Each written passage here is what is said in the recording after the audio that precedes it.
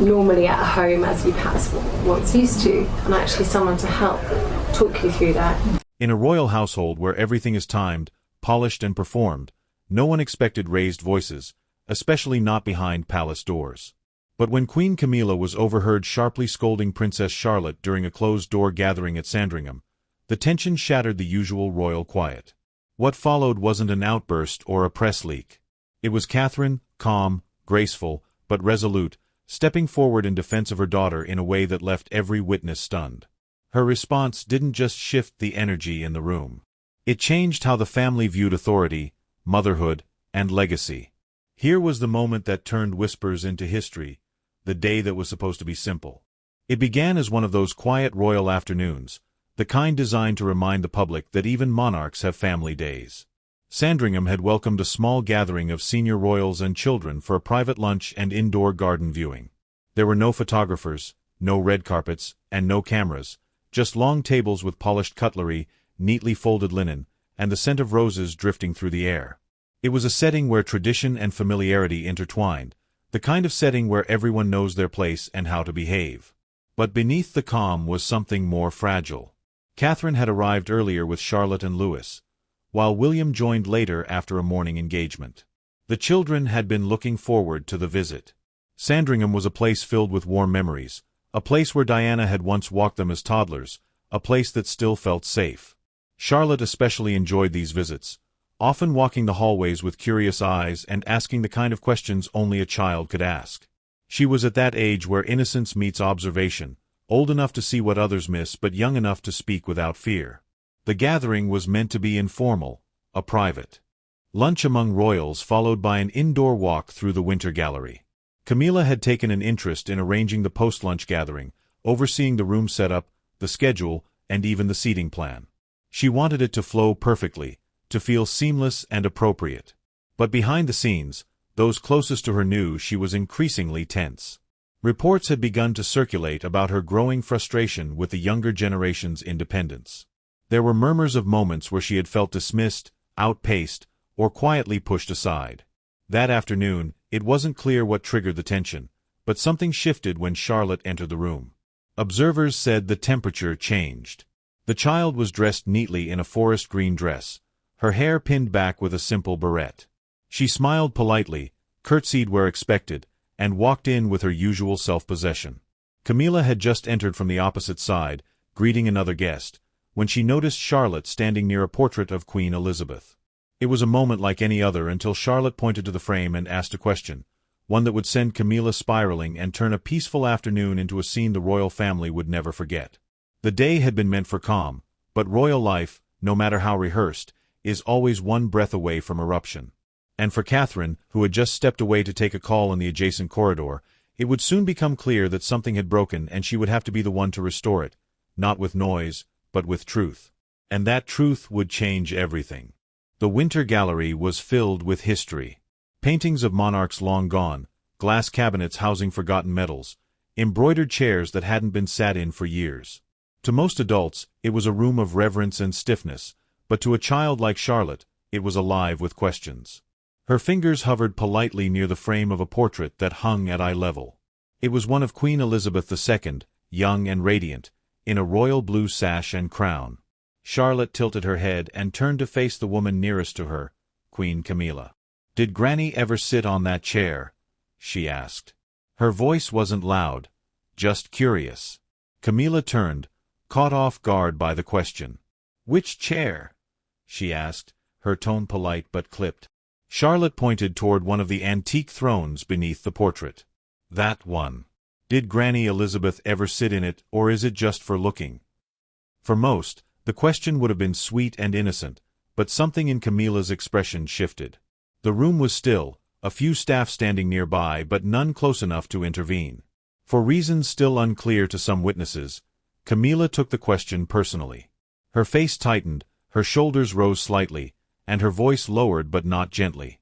"Those chairs are not for playing, Charlotte," she snapped. "They are part of royal history and not yours to fuss over." Charlotte blinked. It wasn't the words that stunned her, it was the tone. Something sharp and unfamiliar, a coldness that didn't match the softness of her question. She stepped back, hands folded in front of her, her lower lip twitching. She didn't cry, she didn't speak again. Camilla didn't stop. You may be a princess, but you are not the authority on everything you see. Learn your place, young lady. A staff member near the archway turned sharply.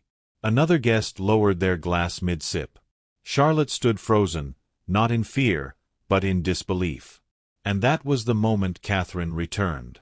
She had re-entered through the adjoining corridor just in time to hear the tail end of Camilla's remark. She saw Charlotte's stiff posture, the way she wouldn't meet Camilla's eyes, and the flush rising in her daughter's cheeks. It took Catherine half a second to understand what had happened. The room was dead quiet. Even the ticking of the mantel clock felt too loud. Camilla hadn't seen Catherine walk in, but everyone else had. In the silence that followed, the weight of what had just been said sank into the walls. Charlotte looked up at her mother, and Catherine looked not at her daughter first, but directly at Camilla. The Duchess's expression didn't change, but everyone could feel it. Something was coming. Camilla instinctively straightened, trying to compose herself, but she had already lost control, even if only for a moment. She had never meant to lose her temper, but behind her polished smile had been a growing storm of pressure. The younger royals were increasingly at the center of public attention, and the press followed every photograph of Catherine and the children. It wasn't jealousy in a simple sense, but something older, a fear of being overshadowed, of legacy shifting elsewhere.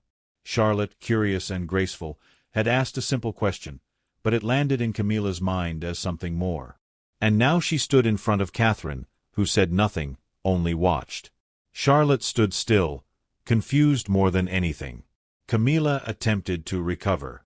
"It was nothing," she said quickly. "Just a misunderstanding."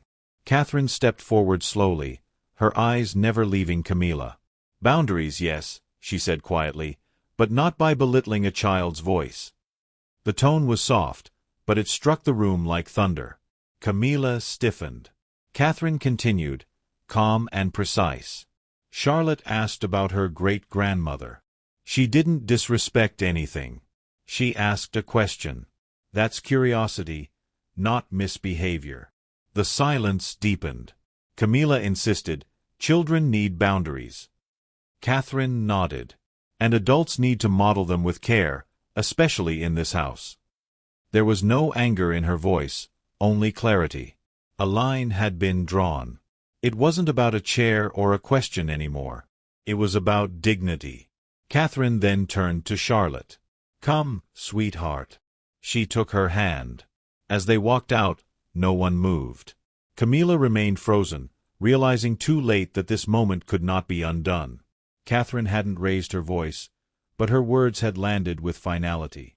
After they left, the room remained heavy. Staff avoided eye contact. The usual rhythm of royal life had broken.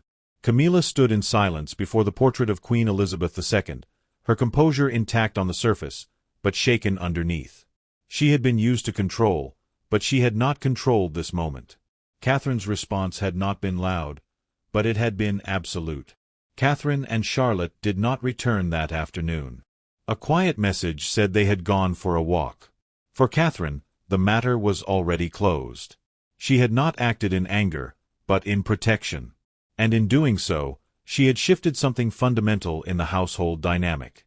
Power in that moment had not been about title or hierarchy, but about presence and principle. As they walked through the corridors afterward, Catherine's words echoed in the silence. She had not only defended her daughter, she had defined what kind of environment her children would grow up in. Inside the gallery, the staff repeated her words quietly among themselves. Boundaries, yes, but not by belittling a child's voice. It became a phrase that lingered. That evening, William returned and was told everything. He listened carefully, then simply said, "You did right." No escalation followed, but something had changed in him too. The next day, a private conversation took place between William and Camilla. No details were shared, but afterward, the tone of the household shifted. Interactions became more careful, more restrained. Nothing was officially acknowledged, but everything was understood. Behind palace walls, discussions quietly emerged about tone, conduct, and how the younger royals should be treated in formal and informal settings. No scandal was announced, but a standard had shifted. Catherine's calm firmness became a reference point. Staff who witnessed it described it not as conflict, but as clarity. Over time, the moment at Sandringham became less of an incident and more of a symbol.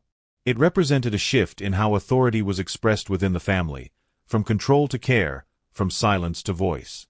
Charlotte learned something too, that her voice mattered, even in a world of hierarchy. And Catherine's quiet defense became a defining example of maternal strength within royal expectation. No official record would ever capture it, but those who were there remembered it clearly. It was not a scandal. It was a line drawn quietly, firmly, and without cruelty. And in that silence, something in the monarchy adjusted, not through force, but through conviction.